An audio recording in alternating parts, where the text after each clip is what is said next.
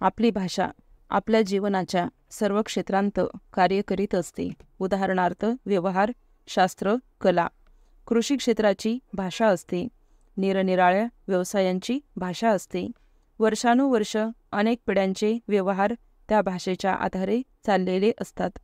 दुसऱ्या समाजाशी, दुसऱ्या संस्कृतीशी संपर्क होतो तेव्हा भाषेत भर पडत असते. ब्रिटिश राजवटीत रेल्वे, पोस्ट, टेलिग्राम, अकाउंट्स इत्यादी क्षेत्रातली भाषा आली. जीवनात नवी क्षेत्रे निर्माण होतात तेव्हा आपल्या भाषेतही परिवर्तन घडत असते. काल आणि परिस्थिती यानुसार भाषेत बदल होतात. परिच्छेद. यादवकालीन, शिवकालीन, पेशवेकालीन अव्वल इंग्रजीतील भाषेत बदल होत आजची आताची भाषा तयार झालेली आहे.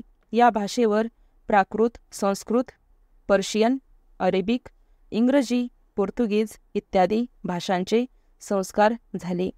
आताच्या भाषेत कॉम्प्युटर, इंटरनेट, मोबाईल फोन अशा नव्या गोष्टी आलेल्या आहेत. नव्या ज्ञानशाखा आलेल्या आहेत. कला, वाणिज्य, विज्ञान, तंत्रज्ञान या क्षेत्रांमध्ये नवे विचार आलेले आहेत. नव्या संकल्पना आलेल्या आहेत. परिच्छेद. व्यवहाराच्या आणि ज्ञानाच्या नवनव्या क्षेत्रांमध्ये आपल्या भाषेने संचार केला पाहिजे असे आपल्याला वाटत असते. त्यासाठी नवी शब्दरूपे घडवली जाणे आवश्यक ठरते. भाषा समृद्ध होत असते.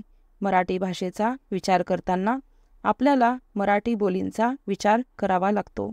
मराठीच्या अनेक बोली आहेत. वेगवेगळ्या भाषांतल्या जनजीवनातील व्यवहारांच्या त्या वाहक आहेत. त्या रोजच्या संभाषणातल्या आहेत. तशाच त्या लग्नादी विधीत वापरल्या जाणाऱ्या आहेत. त्या बोलींमध्ये खेळ, स्वयंपाकाचे पदार्थ, भिन्न भिन्न वनस्पती यांसाठी देखील शब्दभांडार आहेत. परिच्छेद. प्रत्येक समाज गटाची स्वतःची अशी बोली असते. बोली ही अज्ञानी, निरक्षर लोकांची भाषा असते. हाही गैरसमजच आहे. बोलींमध्ये अनेक पिढ्यांच्या ज्ञानाचा आणि शहाणपणाचा साठा असतो. परिच्छेद. बोलींमुळे प्रमाणभाषा समृद्ध होत असते.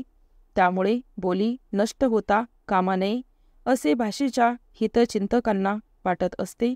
शेतीमध्ये या वर्षीच्या पिकांमधून पुढच्या वर्षात पेरण्यासाठी बियाणे निघू नयेत अशी बियाणे आलेली आहेत. परंपरेने चालत आलेली उत्कृष्ट बियाणे त्यामुळे नष्ट झालेली आहेत. बोली अशाच नष्ट झाल्या तर आपली प्रमाणभाषा निसत्व होईल. शिक्षण क्षेत्रात भाषा 3 प्रकारे येते. भाषेचे शिक्षण, साहित्याचे शिक्षण आणि विषयाचे माध्यम.